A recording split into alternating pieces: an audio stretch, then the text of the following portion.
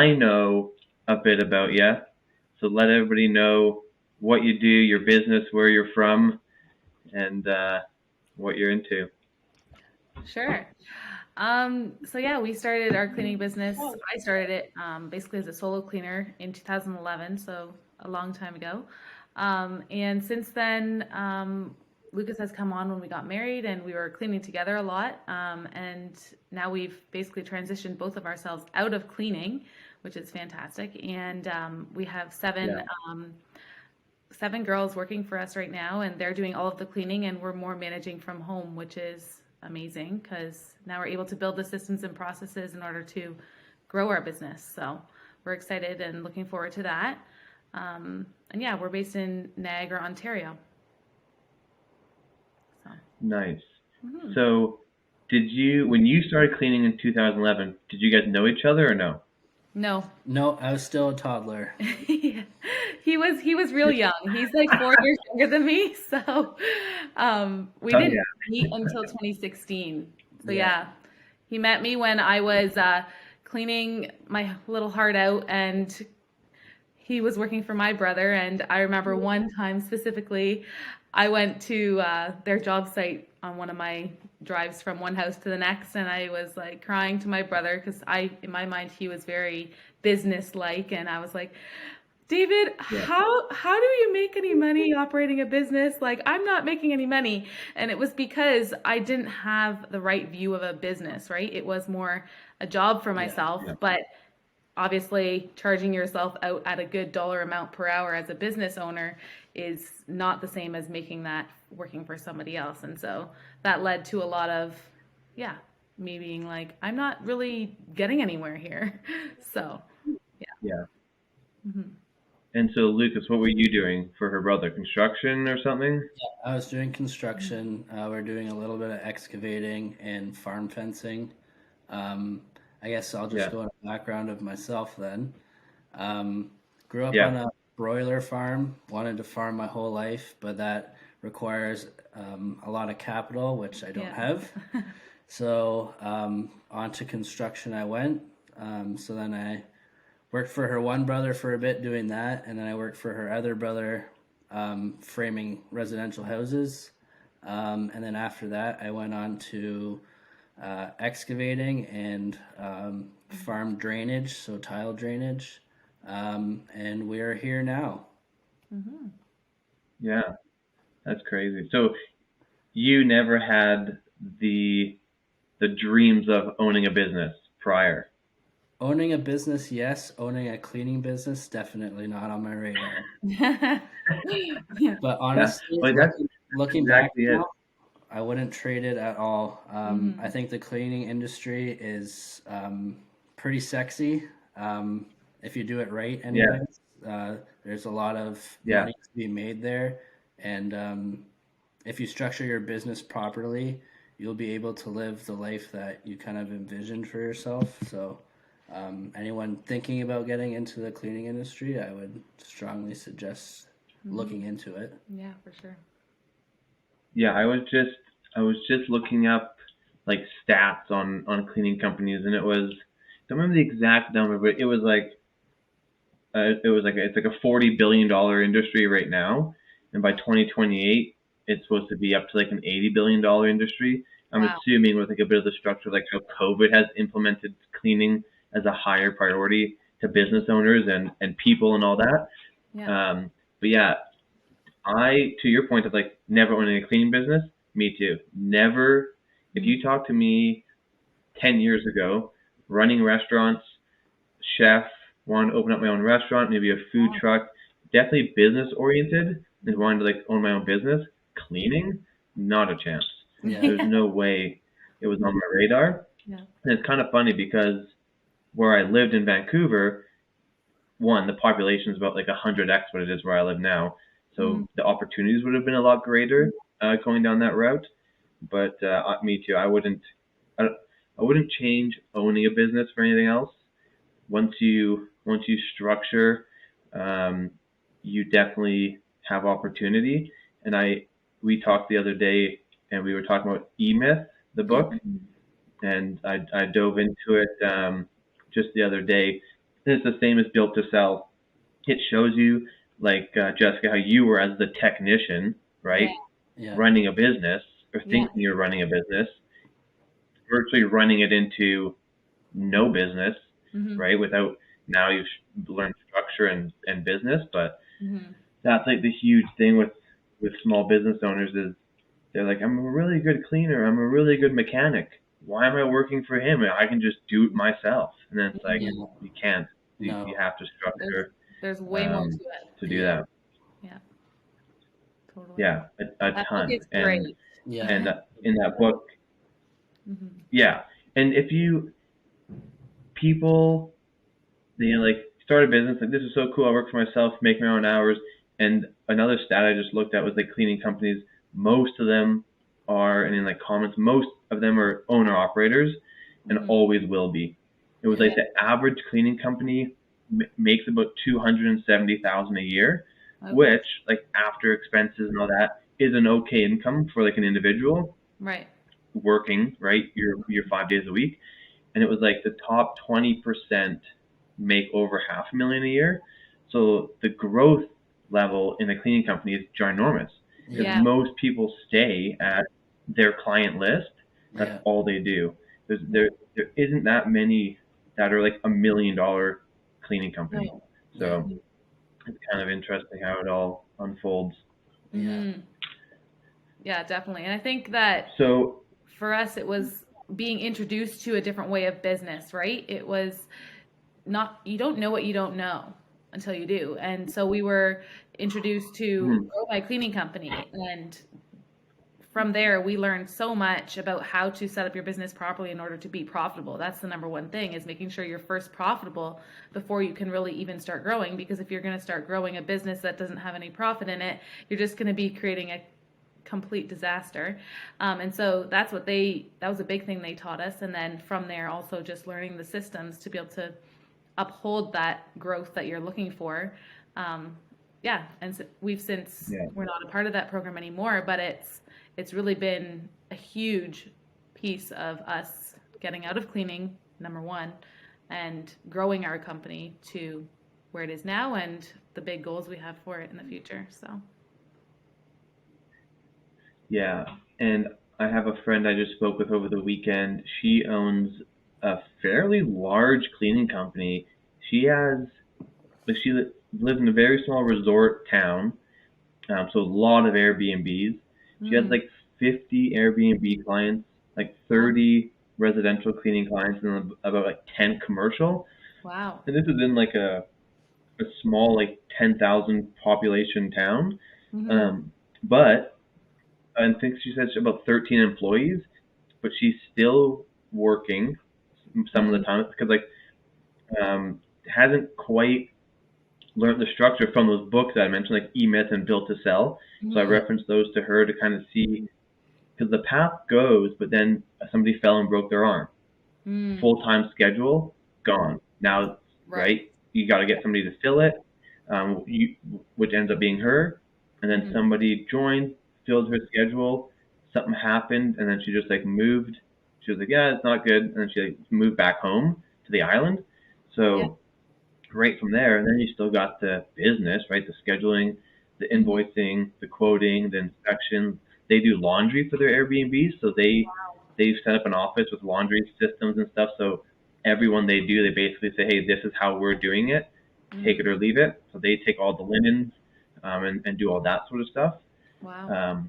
But yeah, there's that point where it works, but if something falls, you need that system of like hiring administrators, team leads, or supervisors, or you're going to scale to your breaking point.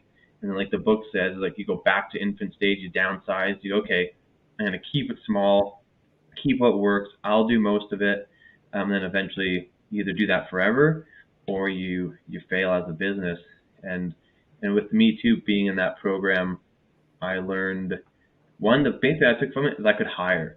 I luckily charged enough from day one that I didn't have to raise prices. My numbers were good. I just didn't know for sure how to like analyze that.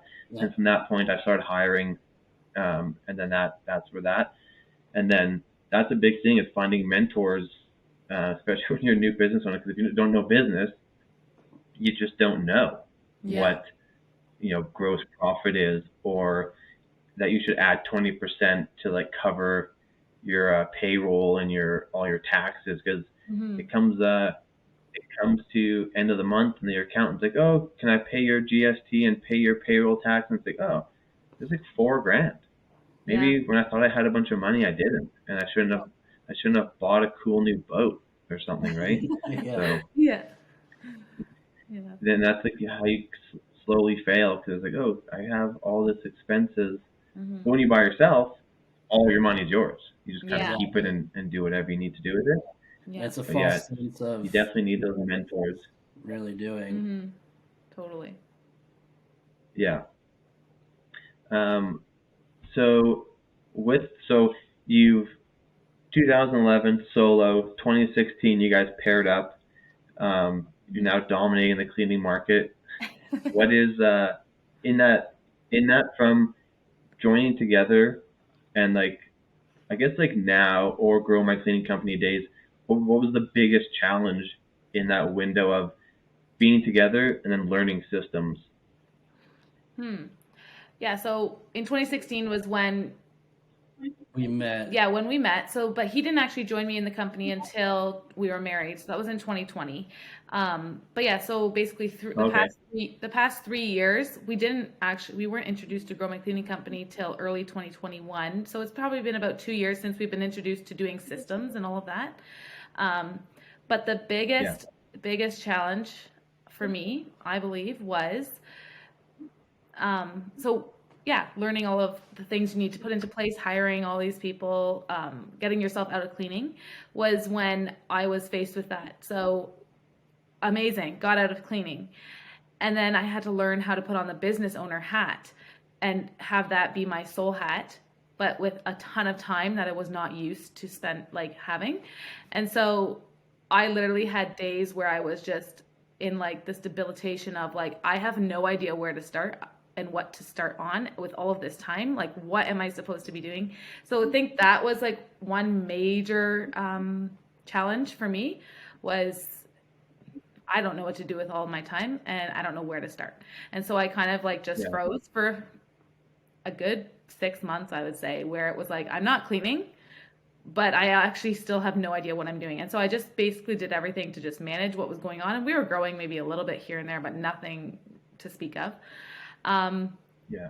And then it was, yeah, we got pregnant, had a baby. And it was after we had her, we were like, wow, like we know what we want. We're very clear on that now. We want to be able to be stay-at-home, full-time husband and wife, mom and dad. And in order to make that happen, Yeah. we just need to bite the bullet and do what it takes. And well, what does it take? Let's just start. And I think that was the biggest thing for me is I'm a perfectionist. And it was like, you know what? You don't need to know how to do it yet. You just need to start and you'll figure out how along the way. And you'll also just yeah, meet people along the way that can help you get there as Yeah. well, and hopefully you can be a help to them. But I think what we did is we just started doing one little thing at a time, and it all eventually comes together. And it's not always perfect, and that's been really, really hard for me because that is who I am. But just moving forward one day at a time, making sure that you're doing the work that's required, and eventually it all comes together. But yeah. So that was kind of how it. Now with the, because I that's exactly how I think a lot of people have it. You go from like knowing your schedule, going to Sally's house, going to Ruth's house, cleaning, come home, do laundry, send invoices. That's like your day's pretty structured. Yeah. And I can almost guarantee most people, like when they get that out of their life, they're like, well, what do we do now? You kind of just like kick your feet up, maybe go on like Facebook and like make a post, Yeah. do some like a little bit of follow up maybe, but you're just like, you feel like you're lost and you have nothing to do. Mhm. Now, do you guys did you implement anything like I know there's like Monday.com, there's Asana, there's Trilio, there's all these you know boards that you can like use to structure your life. Do you use any of those? Yep. So we've tried a bunch of different things. For a very long time, it was just literally this most massive to-do list, which for some reason Terrible I thought idea. it was the way that it needed to work for me, and I was always like, my to-do list, my to-do list. I was very stuck on it. But since we've actually used Yeah. Trello, and that has been working really, Oh yeah. really great for us. But also utilizing Google Calendars Yes, properly. yeah, Google Calendar That's a as well. huge thing too. Yeah. And To time block. Yeah, time blocking has been huge. Yeah. Um, Yeah. yeah, I different I things. remember when I first started, I didn't put things in my calendar. I was Mhm. like, yeah, I'll remember. And and we do a lot of windows, so Yeah, it's not just like remembering Sally on Monday at 9. It's like every day, 2 other jobs, this and that, quoting, all wow. this stuff. And I remember there was one month. Well, one, people would phone me and be like, "Hey, you're supposed to be here." I'm like, "Oh yeah, okay." Or I'd put it in my calendar just as like David Yeah. Windows, no address, no phone number, no description on what it's supposed to be, whether it's like inside and out, outside only. And Yeah, so I'd get there, or I'd kind of hang around and wait for like a call. I'd check my messages, try to find like where I talked to this person. yeah, So it went from like you could see January of last year, like January, February, calendar virtually empty. Some things here and there, like a holiday or a birthday, yeah. to using my calendar, just like jam packed, and it Hmm. works. Like if you you cannot remember everything, even Yeah. if it's like 2 days from now. Like, oh, I'll remember. I have to go do this. I catch myself most of the time. Be like, just hey, Brad, keep calm down. Put it in the calendar. You're Mhm. going to forget 1,000%. And Yeah. so, yeah, I've gotten huge with Google Calendar Yeah. Hmm. and putting the information. And when people phone, putting in there what it is, their name, their address into the Google Maps location thing. Right. Make sure to actually populate their address, because out here things are all wacky. Mm. So actually get their address, their phone number, and the information, Yeah. because that has been my biggest downfall is not putting it in my calendar. Mm. Yeah, Do that's you, like a now I total wonder, Gary thing, I think. yeah, and yeah, there's so many softwares out there to like structure, especially as you go to the business owner side of like you guys have like a pretty good training program that I've seen. A lot of places don't have like it like that detailed. So yeah, it's like with the Trello and or whatever people use, having like what the tasks are that you have to get done, and then like segmented into completion dates or areas that need to be completed or edited. Because I had that without a virtual assistant, and we used what did we use? We did use Trello for a bit.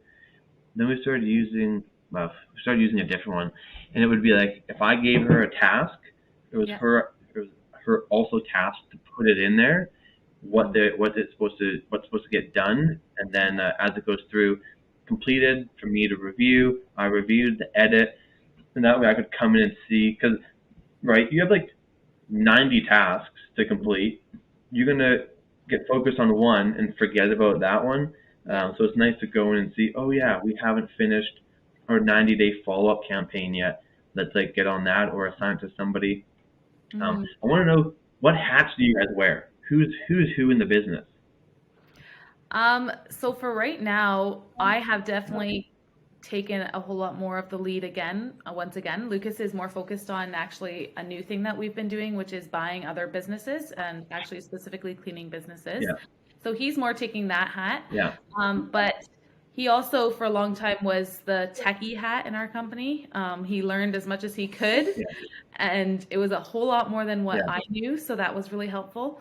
And so he still continues to help us with that kind of thing because that's not my forte whatsoever. It's But not mine either.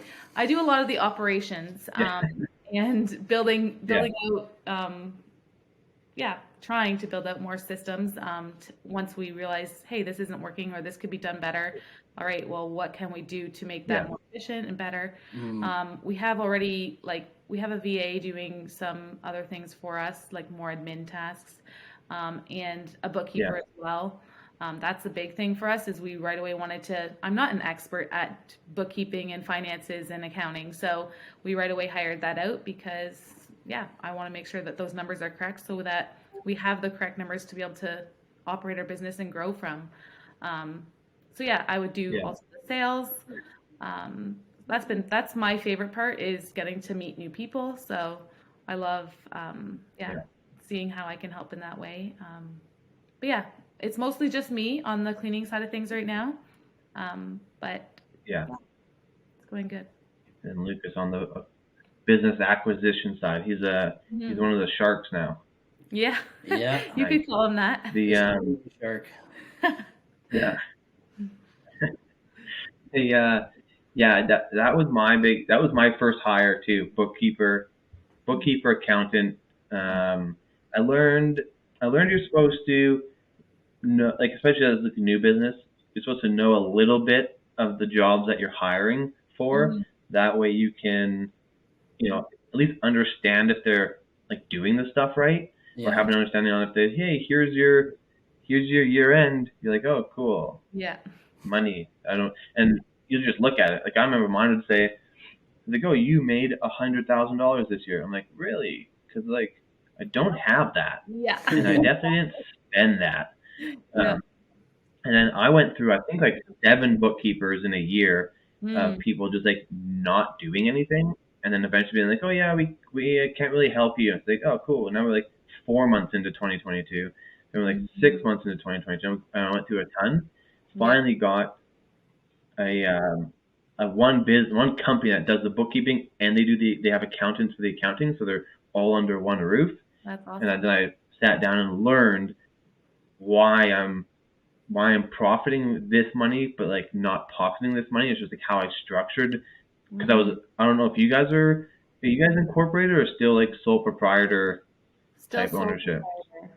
Yeah. Yeah, and me too. And I learned, the structure around that, but I learned QuickBooks isn't as easy as people think it is in terms of like just inputting stuff and it like does your accounting for you. Because we had it where my aunt did my bookkeeping reconciling for a bit, and it turned out that QuickBooks was double entering everything. Oh, It would wow. double enter an invoice, and then the bank account would enter it. So it was Oh, like everything was doubled up. And so if I just operated the way I did for 2 more years, it's just like, one, I'm paying way more taxes at the end of the year because it says I made more. that's brutal. But luckily, I was only in business for 6 months before this happened, so I didn't really make any money the first bit. It was just like a little bit of extra money here and there. So yeah, that was my first hire, and I would recommend most cleaning companies get their finances in order as number one, because it's not a big investment to get a No. bookkeeper, No. But it gives you especially with the savings. Yeah. And it gives you Yeah, peace of mind. yeah, We also had a similar thing where it was like multiple bookkeepers because they just didn't know what I was really looking for in a way, which like we just wanted the P&L to show certain things, and they were just like, well, we don't do that, or I don't know, just not really doing what we were looking for specifically. And I don't know what I yeah, did, but I happened upon this one company, and they are fantastic. And I always get everything I need on time, and it's just such a nice person to have in your corner because you're like, you're the expert at this. You're the one who's inputting everything. I mess it up when I do it, so I'm just happy to have you do it. Yeah. yeah. And now, do you guys have a local company, or do you have like a virtual company or somebody that's out of your area? Yeah, so they are a local company, but they are only virtual, so it's all through QuickBooks Online. Yeah, it Oh yeah, works. Like we wouldn't have to be in the same province for them to be able to do our bookkeeping, but yeah. yeah. I remember because like I was like into like the whole virtual assistant and that sort of thing, and I remember finding somebody on like what was it, like Fiverr or whatever the other freelancing things were, Yeah. and I found a lady and she was like, oh, I can I can do it. And she was like in the Philippines or something. And I Yeah. realized, I was like, it probably wouldn't be the best to like outsource like that because she's like, oh, I can learn the tax code. I was like, Mm. I don't Yeah. really know if that's like the best structure for like your accounting, No. but I didn't go that route. But Yeah. I can see people doing that because it's like, oh, $5 a day or whatever they like, Right. whatever they charge. But there's no way somebody can like just up and learn the tax code of like a place you live No. in a beneficial way for your business. Right. And it's changing That'd a be lot Yeah. too. a yeah. You got to stay up with what's actually happening, and so mine's local. Mine's in my town. I had outsourced to like a different city, but like same province. I would assume same province would be Hmm. more beneficial. Yeah. And obviously staying Canadian would be like Yeah. would be the best. But Yeah, for sure. yeah, what did I do? I hired one. I think it was a local guy, and I phoned him, and he just like never got stuff set up for like 4 months. I hired another lady in like a different city, gave her all my receipts, filed everything ready for her. She's like, okay, cool. Got all the bank stuff sorted.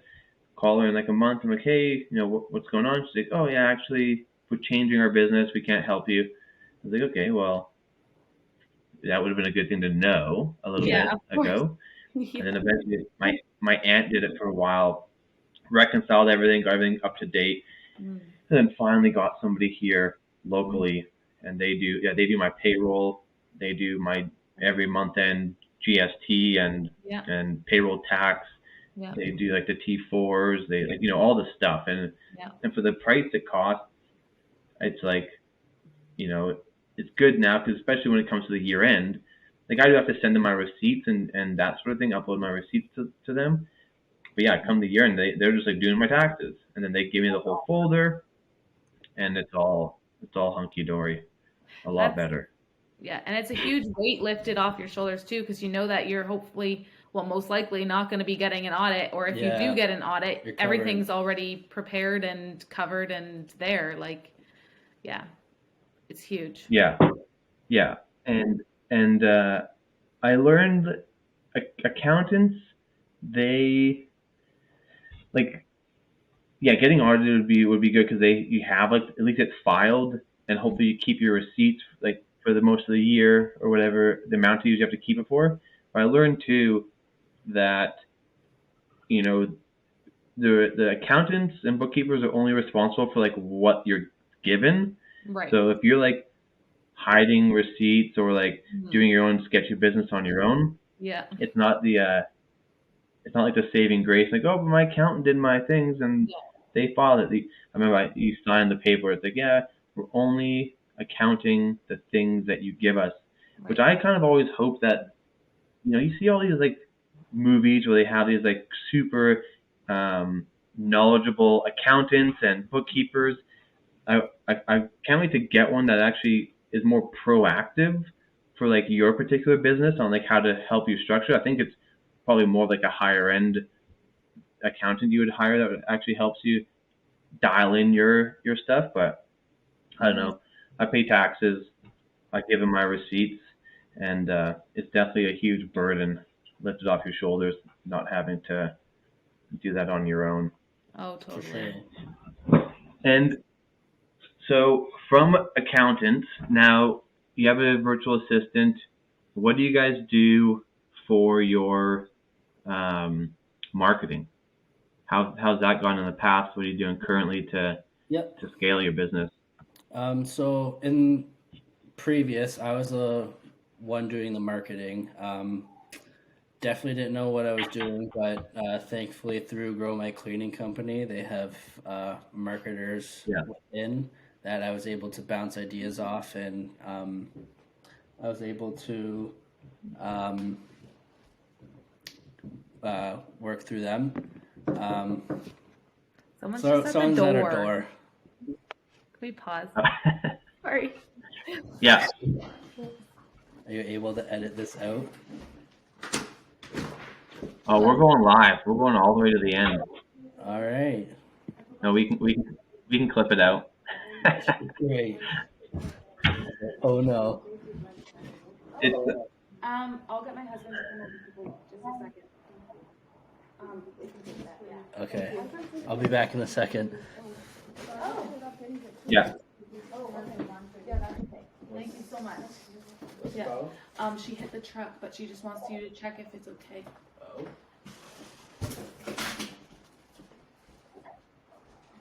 He's coming right out.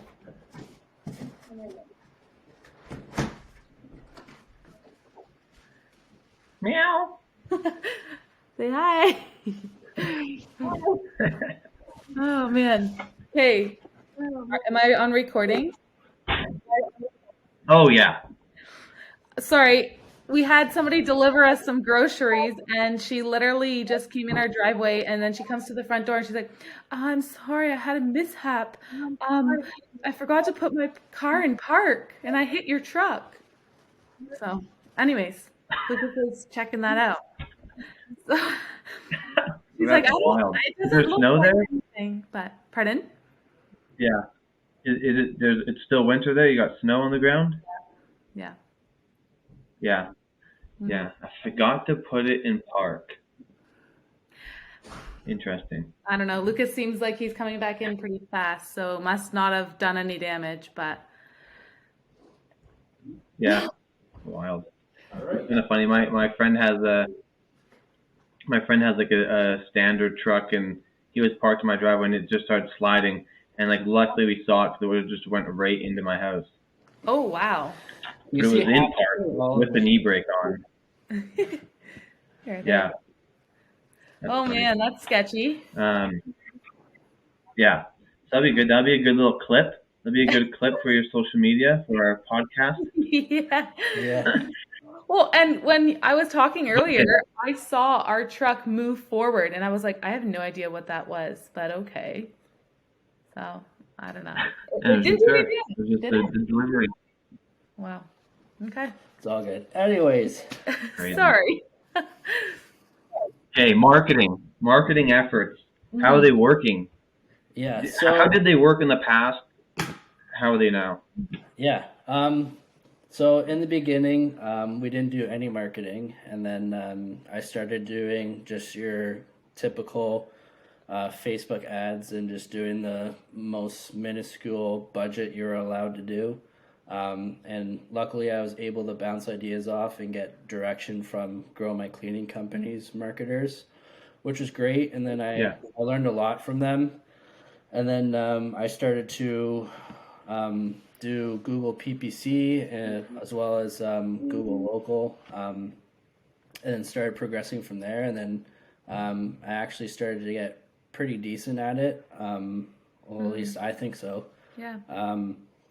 And we did start to gain a lot of traction. And then I started to do a bit of videos too through Facebook because I found the market was kind of trending that way.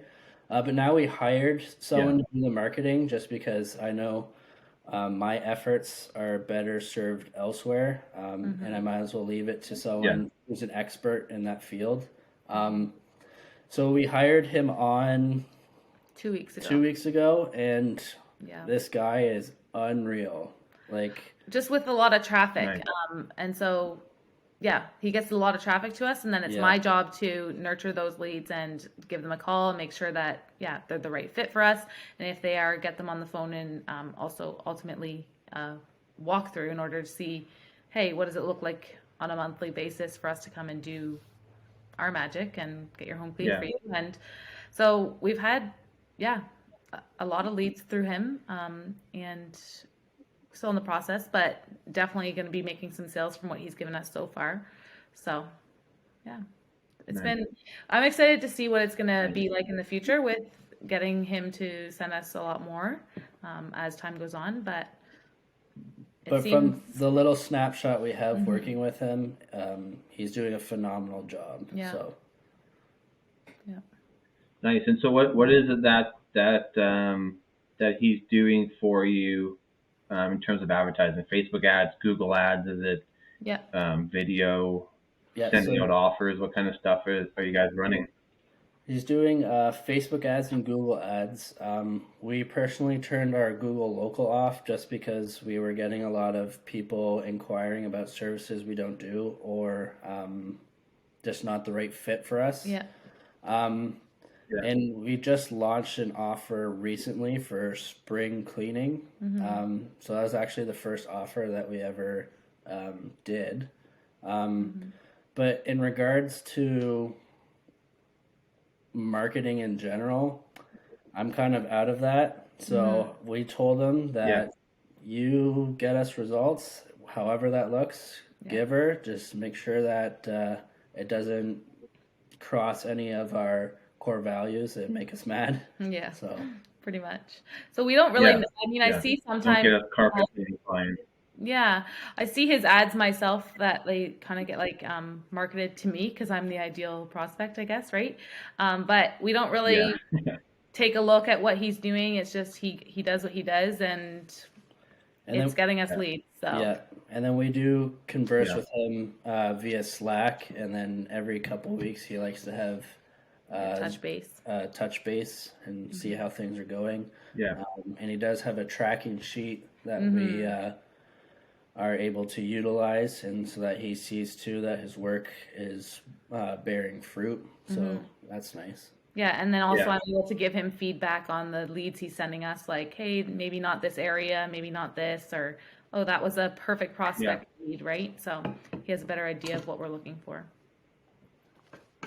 Yeah, that's pretty good. Like when you can like outsource a service to somebody who you can trust to just like get it done. Because yeah, if it ends up being like more work for you to like teach them how to do the thing that you're like not wanting to do, then that's how it became. Like when I first got a VA, you kind of underestimate the workload of hiring a VA because they don't they don't know anything about your business. I was like, Right. oh, I can just hire them and they'll just like run my company for me. This will be so fun. But it's like not at all how it happens. It's months and months and months of like, nope, talk like this, send these, don't do that. So Yeah. it's kind of good to like find a marketer who can do their job with little assistance from you. You give them a criteria.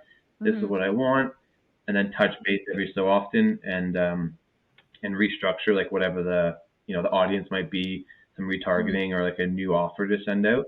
Yeah. So are you guys doing like with him? Are you doing is it like a monthly thing where he's like a monthly guy, or are you guys like signed on for like a whole campaign, or how are you guys structuring that? It's a fee per month, Yep. and you have to commit to spending a certain amount, I believe, on your ads. Well, he Okay. didn't say a specific On amount. ads, He yeah. just gives you a recommendation of, so you pretty much tell him kind of how many leads you want, how many clients you kind of want to sign on, and he's got ways to calculate that or whatnot, and then he gives you Yeah. kind of a ballpark number of what you should spend. And I think there's an industry rule of thumb that if you're spending 10% of your revenue, then you'll start growing. But if you spend 5% of your revenue, you'll kind of just maintain your growth. So that's Yeah. kind of the rule of thumb that Yeah. we're starting to implement. And that's it. Like I talk to a lot of companies around marketing, and it's like, oh, do you want to start running ads and actually scaling? And it's like, oh, well, like what do I have to spend? It's like, okay, well, yeah, there's a good ballpark. Like a percentage of your revenue is a good indication because it's going to vary based on companies.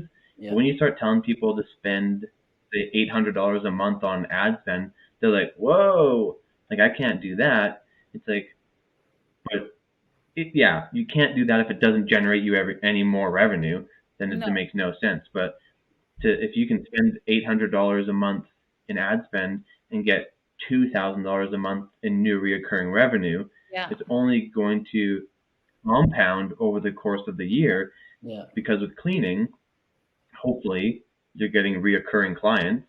So that first month, that you get say $2,000, you're gonna get that next month, but add on 4 more clients, Yeah. then you got 4,000, and then right, and over time, it becomes a no-brainer. But it's you guys seem to have found somebody who has niched down and has, you know, a proven track record of getting you clients or at least leads. And Yeah. that's kind of where it drops off too. Is, you know, oh, I got you 40 leads. You didn't phone them or you didn't go Yeah. to the walkthroughs, right? Mm-hmm. And it's and that it loops back around to the beginning of owning a business. That is like leads don't matter if you don't nurture them and Mm-hmm. follow up with them. Totally. And yeah, I think that's the biggest hurdle is that step into marketing and finding a marketing company that can get you results consistently. Because the word of mouth that everyone talks about, it's like I get all my clients through word of mouth, isn't scalable to $1 million company. No. Eventually, it's going to taper down into you know, you can't replicate that process. So No. that's cool to see that you got something working, and I'm interested to see how it goes over the next Mm-hmm. 6 months Yeah. in your area. And so how have employees been? Hiring, training, retention, how's that been? That was like probably my biggest thing for so many years where I was like, I'll always be cleaning because I can't just hire somebody because all of my clients just want me, right? And that's extremely limited mindset. And so, yeah, we definitely branched Yeah, out, learning from Grow My Cleaning Company that you definitely can't scale like that. And if you want to have your freedom, ultimately, you need to be able to throw that in the garbage and take on a new mindset. And yeah, so, yeah, we learned an amazing hiring system through Grow My Cleaning Company, and have implemented yeah, that since the beginning. And to be very honest, it's really not been a massive challenge, No. hiring. We've done nice. really well with hiring, I think. It will be interesting to see with all of these new leads that are coming in, and how we're going to be probably growing as faster than we ever have, how the hiring will work alongside that. So I'm interested to see how that goes, but I do feel prepared as much as we can be. Um, Yeah, yeah, so hiring hasn't been a challenge for us, which is like feels so good because you just yeah, always keep big hearing time. about people saying, "Oh, we can't hire anybody, we can't find anyone, nobody wants to work," right? And that is true, but the way that Grow My Cleaning Company taught us, we always had extra people more than what we really needed for the most part. I Yeah, do remember though, yeah, um, we were due to have Isabella, our baby, May 7th, and it was like I was overdue already a few days, and I had this girl that I had just hired probably a month prior who was like all gung ho to get going and whatever, and had this story about how she didn't like her other job. And it was a couple days after I was overdue already, and she calls me and says, "Hey, I'm going back to my old job." But because I was at the point of like having a baby and everything, I wasn't super working on my business and probably didn't have all of the hiring things in place. Probably skipped a group interview here or there and didn't book things. I don't know. yeah, I had all of a sudden nobody ready to go to fill that spot. And my goodness, that is not a place you want to be. Because, I mean, especially at that time, yeah, it was like, well, I said to Lucas, I'm like, you think we're having this baby? We're not, because like I need to figure this out. So we did eventually figure it out, but that would probably have been the only real like scary moment in hiring for us, I think. Once I got past the whole, yeah, I can't hire anybody. So yeah. yeah. And that's like the balance of, you know, you either get a hiring system and then you get like people coming on, but you have like no work. Then it's like Hmm. people are like there, but they're not working, or they're working too little, so then they quit, or whatever it may be. So then Right. you have to, okay, then it's, do I market and get more jobs and Hmm. then hire, and then now I'm cleaning all the time and training and then not operating the business, and then you just have this like back and forth where it Hmm. look like, from what I've seen with you guys, is you have the hiring system in terms of interviews, um, onboarding, and that sort of thing. And then you Hmm. have like a good training thing going on Hmm. that now leads. It has to work together. You Hmm. have to be, you have to have a marketing engine that's getting you consistent results. That's that you can value and know, yes, I can predict 10 new to 10 new clients per month. What does that mean for people and who I need to hire, right? And then you just have that system of we're hiring and interviewing, we're getting new clients. And then that over time, once you build the systems and then you hire, teams of like interviewers or admins or whatever they may be. But it's hard to do one completely without the other, because then you just have too many people, not enough work, too much work. I'm cleaning all the time, and it doesn't work without both. So that's good to know. It's good that you got that in place. Um, the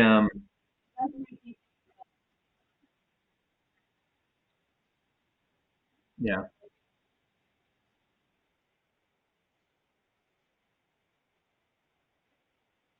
yeah,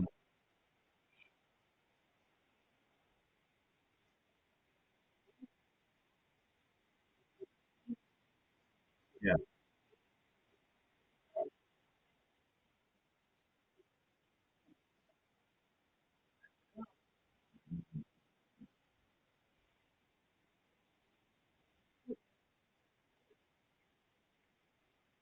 yeah,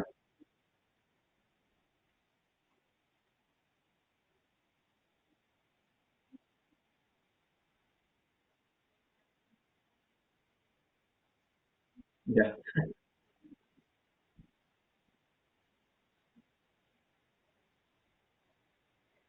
yeah, yeah.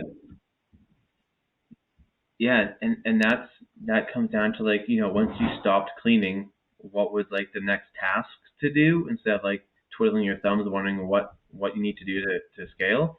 And that's it, like building that hiring system, building that training system. Because yeah, you can't um, be out of the business but still having to go train.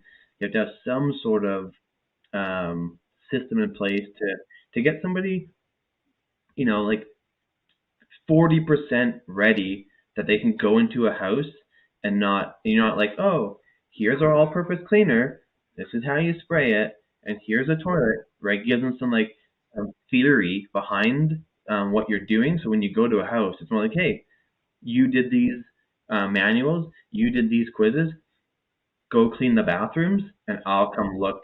I'll go do the kitchen, and we'll see how you did, and follow the systems that we trained you for in the beginning.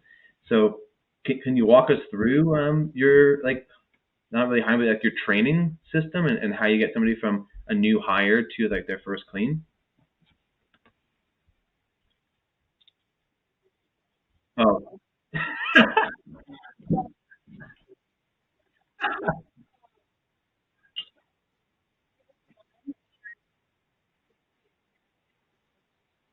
yeah,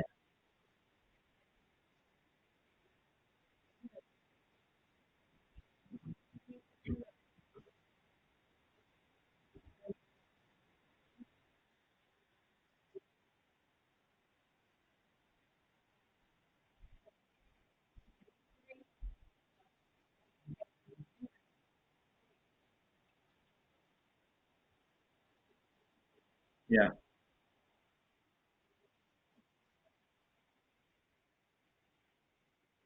yeah, yeah,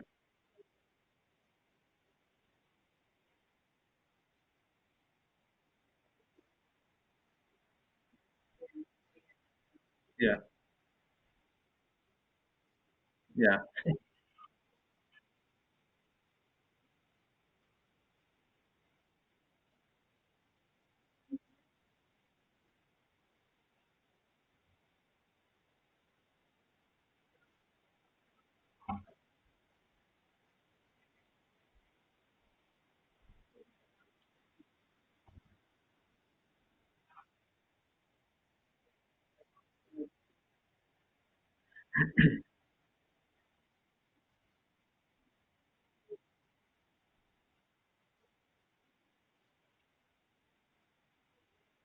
yeah,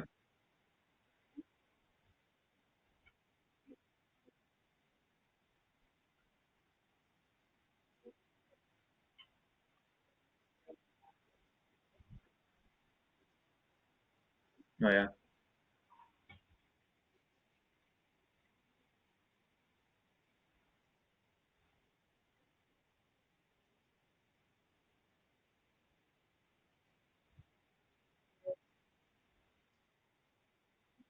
Yeah. Yeah. Yeah, that's good. I remember, and you guys aren't doing the aren't doing the on-site training. You have like supervisors or team leads that do that. Yeah.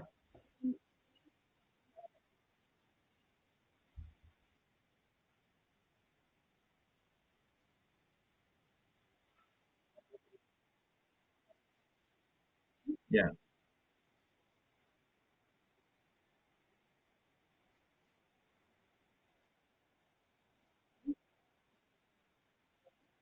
Oh yeah. Cool.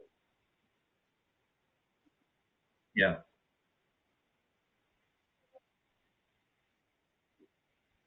Yeah. That's good. And that it I'm sure that training system was a lot of front end work, videos, handouts, quizzes, but I can assume that it has unloaded and made, hiring to work on their own just like a seamless process of getting people started, which is pretty good. Probably saved a bunch of time. Um, and now, so what's next? We, you got some hiring, marketing, employees working. What's the next big hurdle you're facing and that you're working on and building out?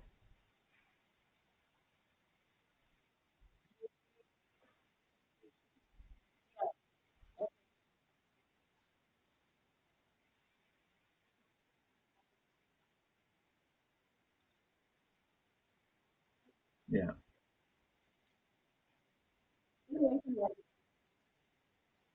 yeah,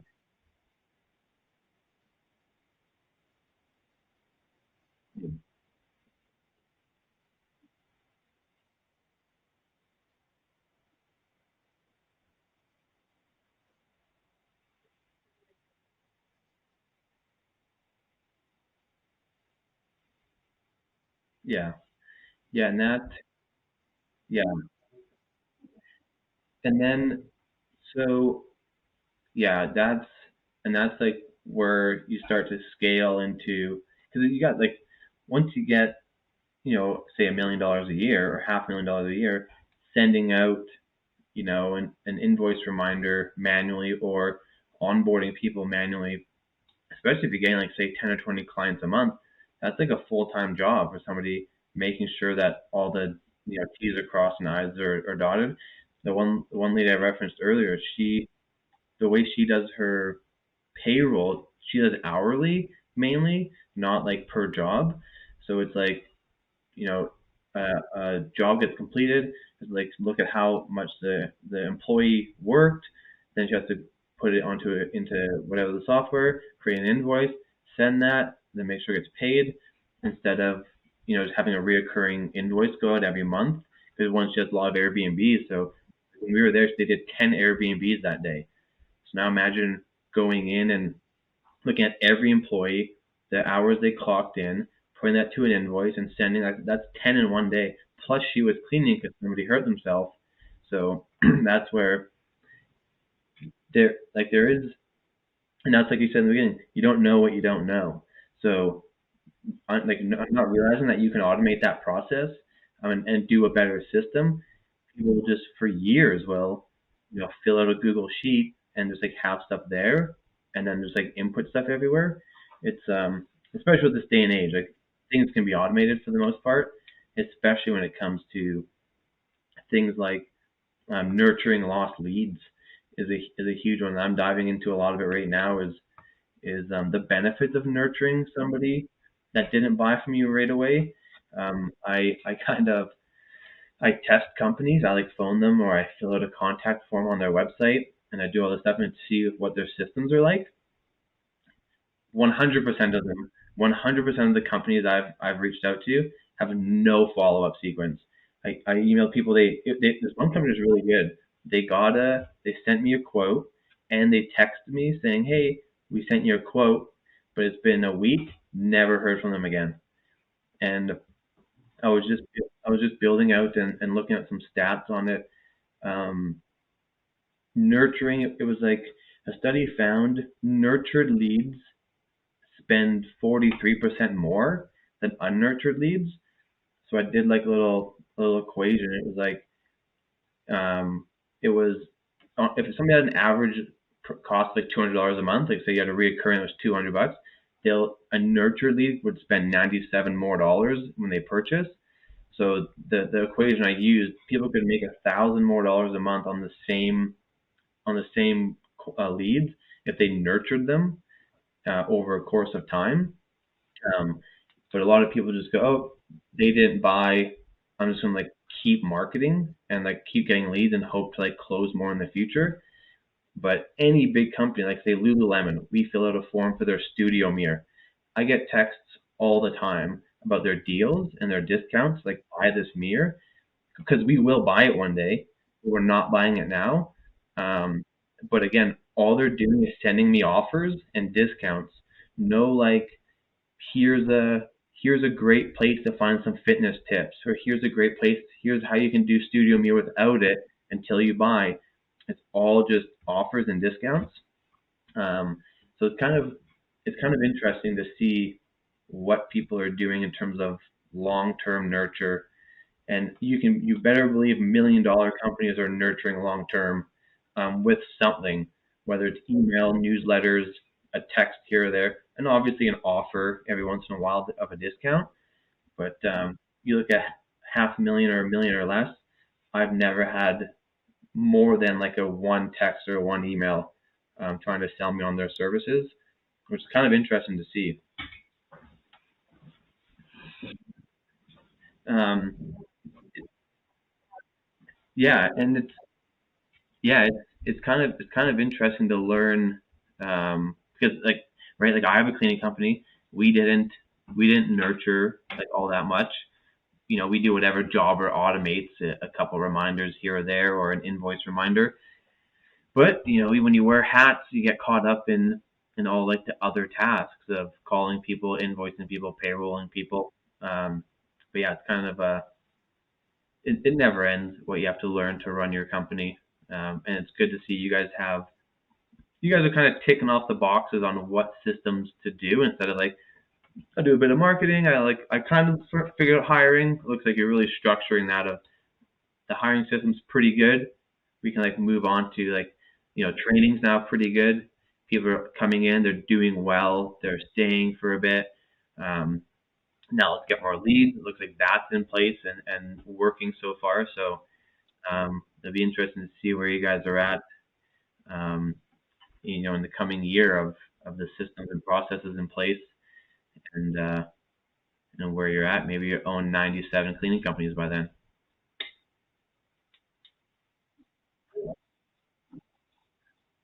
Yeah, cool. Yeah, and probably a whole different genre of systems and processes once you start scaling to more companies.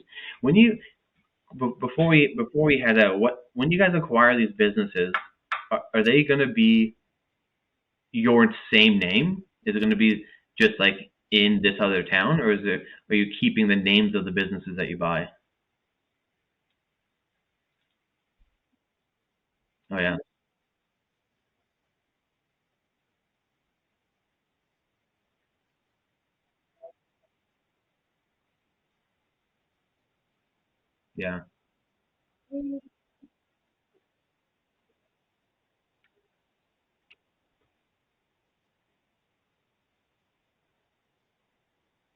yeah,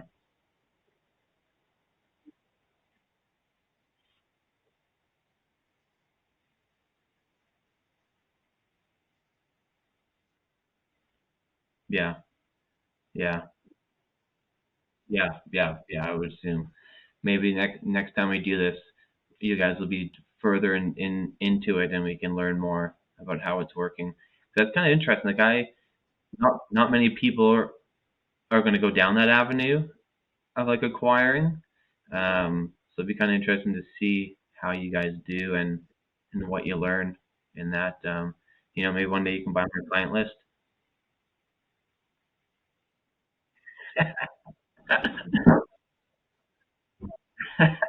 Yeah, we're in the same country, so it's still in Canadian dollars, so it'll work.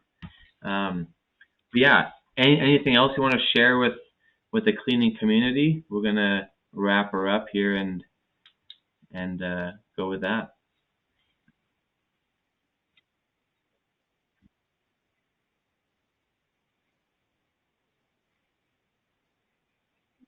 Oh, look at that! Not a plug. Usually, yeah. Usually some things we do is like, what was your best investment in your business, whether it's a piece of equipment or a system, and what was the biggest waste of money in your company thus far? Yeah,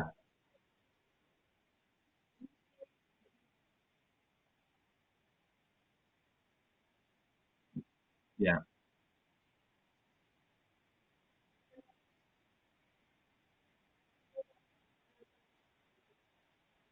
yeah,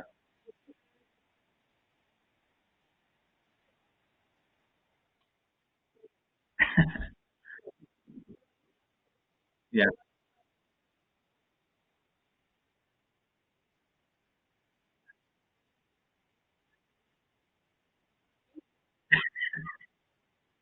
yeah.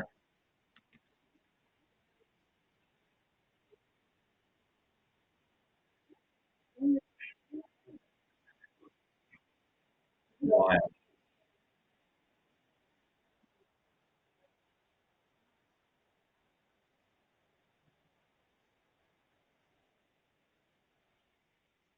Yeah, yeah,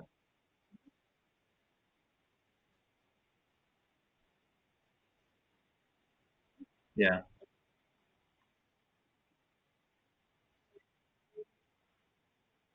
yeah. Big time. Yeah,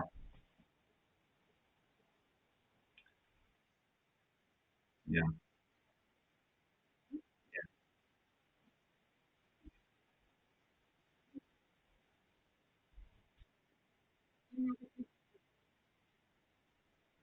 yeah,